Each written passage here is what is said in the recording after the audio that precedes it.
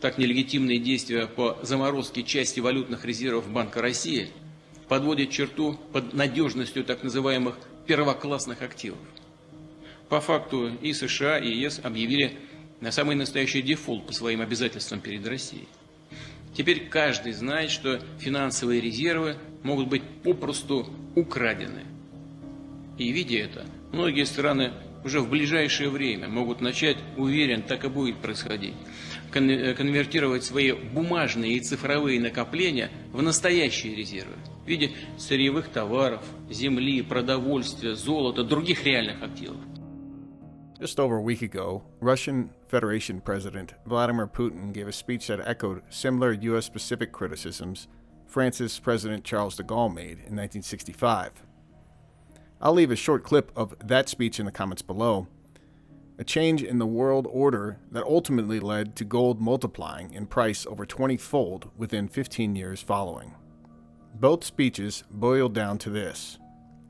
In their respective sovereign views, both then and now, the existing financial orders of the time had grown untenable for France and its trading partners back then, as it has for Russia and many of its trading partners now. Policy shifts were therefore mandatory, and financial game-changing actions followed. This week, we'll examine some major news and trade alliance shifts now kicking off in the East, as well as dig further into how the post-1971 petrodollar Bretton Woods II era we've lived under in the last near 5 decades is rapidly changing into a more shared multipolar Bretton Woods III era, with a Western and Eastern divide of power, where commodity trading rules further dictate the coming shifts in power, trading alliances, and a new geopolitical world order that will significantly affect the value of all financial assets to come. Hello there, on behalf of SDBullion.com, this is James Anderson with a quick SD Bullion market update. Before we go further, please smash the like button so other sound money stackers can also see this content. And be sure to subscribe to our SD Bullion channel so you can get our latest market coverages and also a chance at winning incredible bullion giveaways like this one. When you love silver as much as me, it's really easy to get carried away. Sometimes I just can't keep my hands off of a good deal. So when SD Bullion told me that they wanted to give away some silver for free, I was happy to lend my voice for the cause. Now how much silver are they giving away, you ask? Boom! Yes! 500 brand new Silver Eagle coins will be going to one of you. Just click the link below and enter for your chance to be the next big winner. Yep, okay, got it.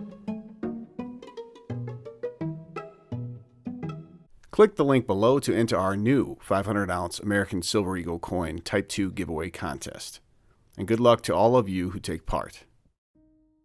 Both the silver and gold markets traded slightly down for the week. The silver spot price closes about a quarter under the $25 an ounce line, while the gold spot price finished at $1,925 an ounce. Gold-silver ratio climbed a bit, reaching 78 in this week's trading action. The 21st century monthly gold fiat Fed note chart is here.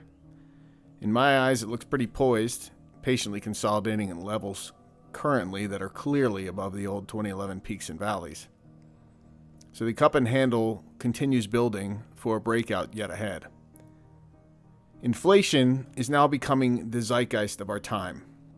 This Google Trends data covers worldwide internet searches for the term inflation from 2004 until now in 2022. Makes complete sense that it's been spiking of late. Basically, the prices for the things that we need have been ramping up walls over the last year plus. Sadly, the world is likely going to see famine and increasing political instability as a result of people's paychecks increasingly not getting enough food on their plates. The loss of about 25% of the wheat market has driven its price back towards all-time high levels, last not seen since 2011, back during the Arab Spring instability spell.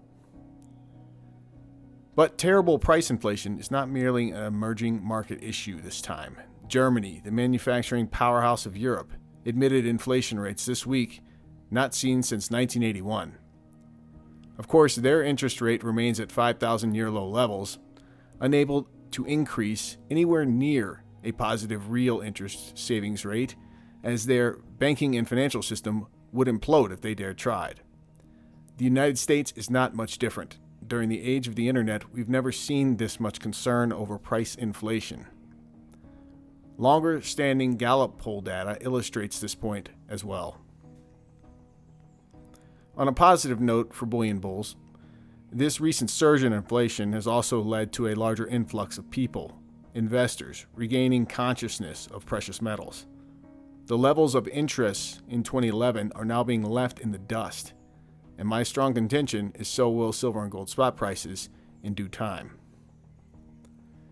Turning our attention to the main topic of this week's SD Bullion Market Update, the supposedly blown-out Russian ruble has basically fought back all of its Ukraine invasion and Western sanction losses over the past month.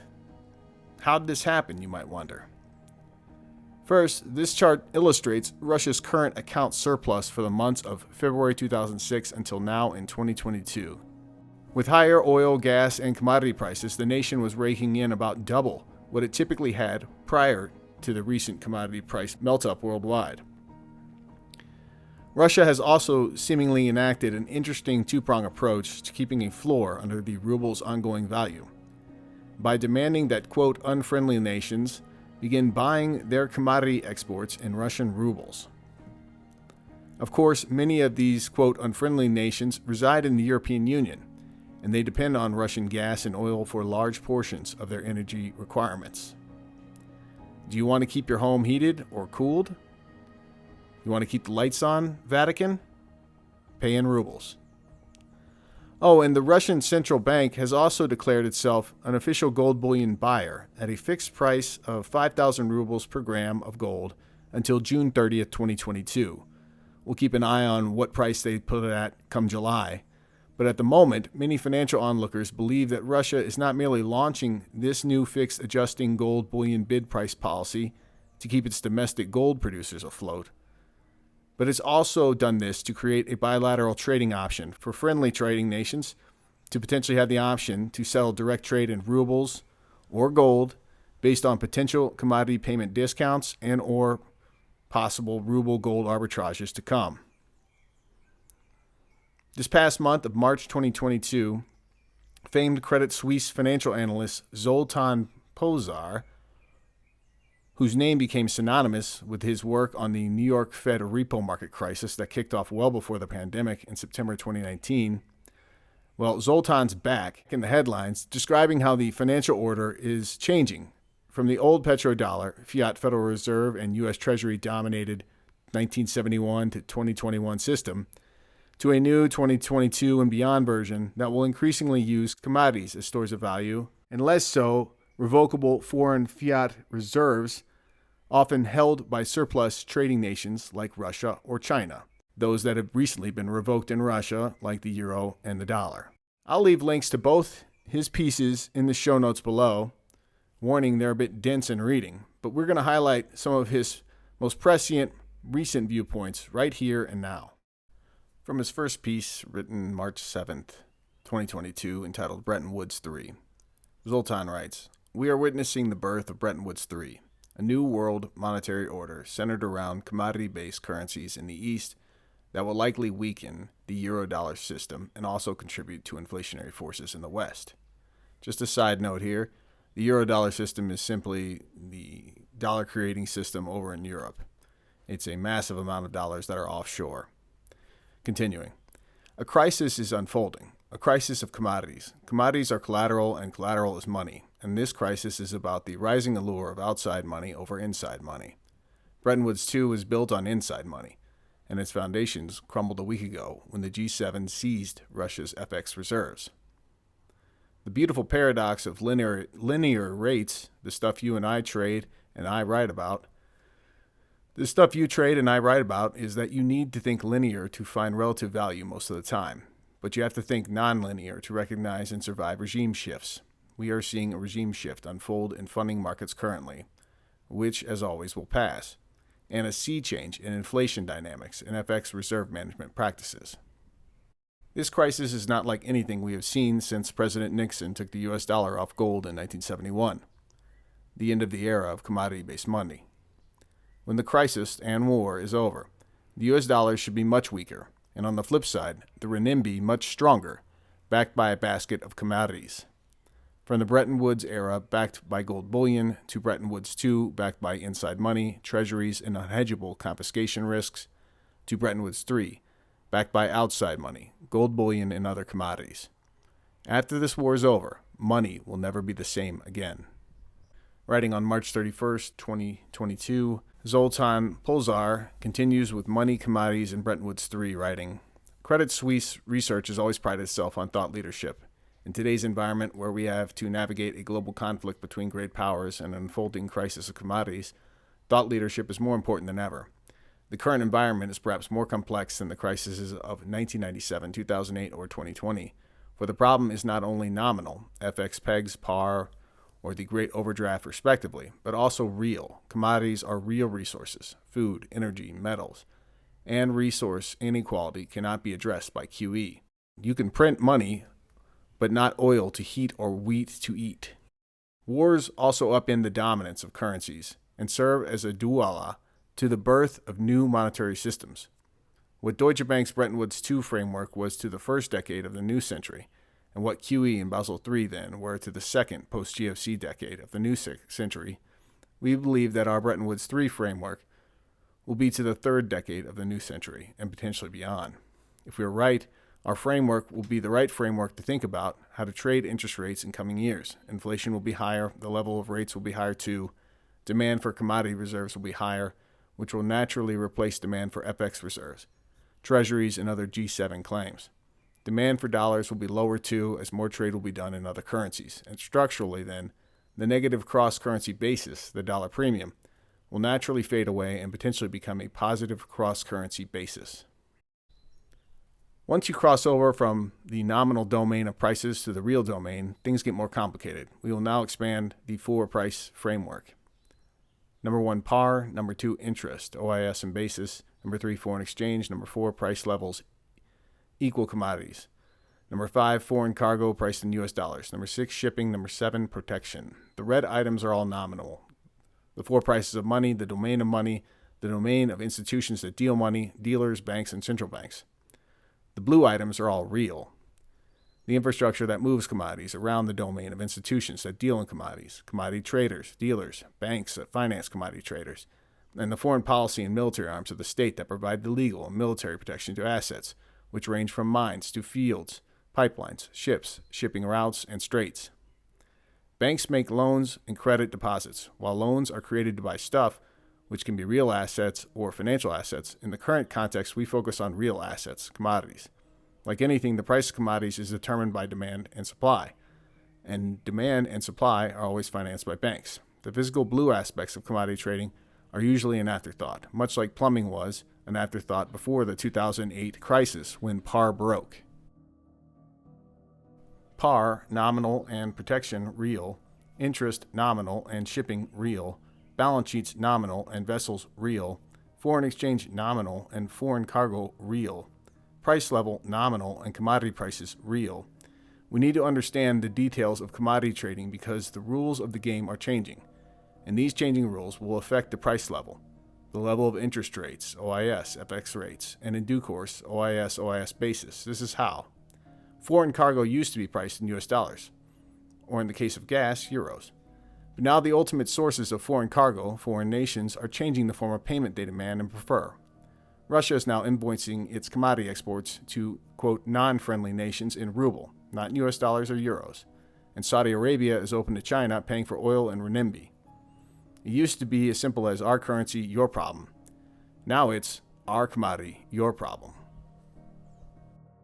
Commodity reserves will be an essential part of Bretton Woods III, and historically wars are won by those who have more food and energy supplies. Food to fuel horses and soldiers back in the day, and food to fuel soldiers and fuel to fuel tanks and planes today. According to estimates by the U.S. Department of Agriculture, China holds half of the world's wheat reserves and 70% of its corn. In contrast, the U.S. controls only 6% and 12% of the global wheat and corn reserves. This has implications for the price level of food and the conversion about VLCCs in oil trade for the price of energy. The coexistence of the two triangles then has huge implications for the course of inflation in the East versus the course of inflation in the West. This is serious.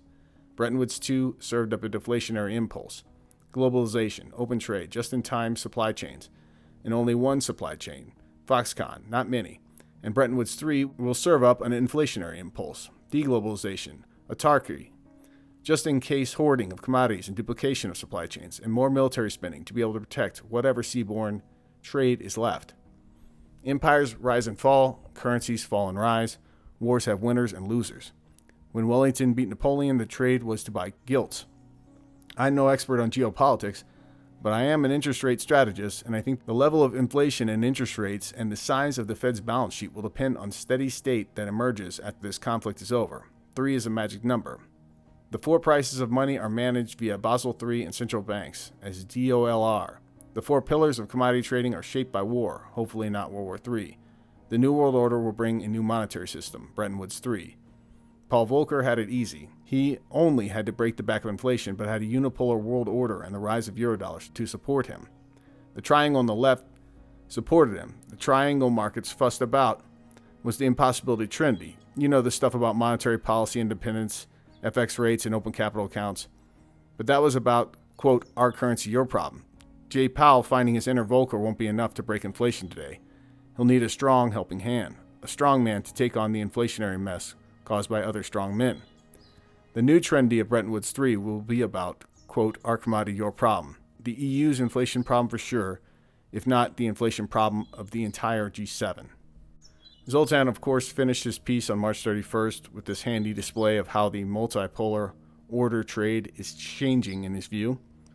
Of course, we're going to continue monitoring and reporting on these massive commodity trade changes afoot on our channel. And be sure to subscribe if you've not already. That's all for this week. As always, to you all out there, take great care of yourselves and those you love.